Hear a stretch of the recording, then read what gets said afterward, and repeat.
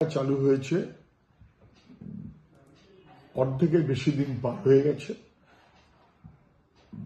এখন মুখ্যমন্ত্রী চিঠি দিয়েছেন এসআইআর প্রক্রিয়াকে বন্ধ রাখার জন্য। এমনিতে এসআইআর কোনো জরুরি ছিল বলে না, আমরা প্রথম দিন থেকে বলছি। নির্ভুল ভোটার তালিকা মানুষ চায়, কিন্তু নির্ভুল ভোটার তালিকা করার জন্য নানান বন্দোবস্ত আছে। তার জন্য অনেক স্পেশাল করতে হয় না। তার জন্য 2002-কে ভিত্তি করার কোনো জরুরি কোর্টের কোথাও নির্দেশ ছিল না।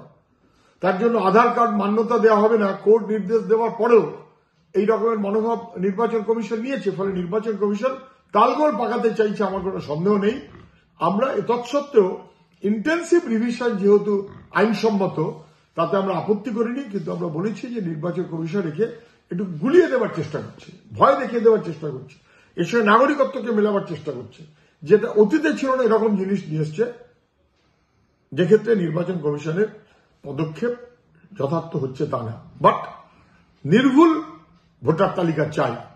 যারা স্থায়ীভাবে মানুষ পশ্চিমবাংলায় বসবাস করেন, পশ্চিমবাংলার মানুষ 24-এ ভোট দিয়েছে, 19-এ ভোট দিয়েছে, 21-এ ভোট দিয়েছে, তাদের নাম কেন থাকবে না? এটা যতটা সত্য ততটাই সত্য মৃত মানুষের নাম কেন থাকবে, ভুতুরে নাম কেন থাকবে। এইটা তৃণমূলের ঠিক পছন্দ হচ্ছিল না। ওরা ভুতুরে নামের পক্ষে। বিজেপির পছন্দ হচ্ছিল না, ওরা গরিব মানুষকে নাম বাদ দেবার পক্ষে। দুজনে মিলিয়ে তালগোল পাকিয়ে এমন একটা কাণ্ড করেছে। আর মুখ্যমন্ত্রী এতদিন ধরে কিছু না বলে, ওর লোকেরা তো গিয়ে মিটিয়ে সব সম্মত হয়েছে। আমি ছিলাম সেই মিটিং। ওর লোকেরা তৃণমূল কংগ্রেস 28 তারিখের মিটিংয়ে সম্মত হয়ে এসছে। আমি সেই মিটিংয়ে ছিলাম। আমরা তো সম্মত ছিলাম অবশ্যই। ওর লোকেরা সম্মত হয়েছে।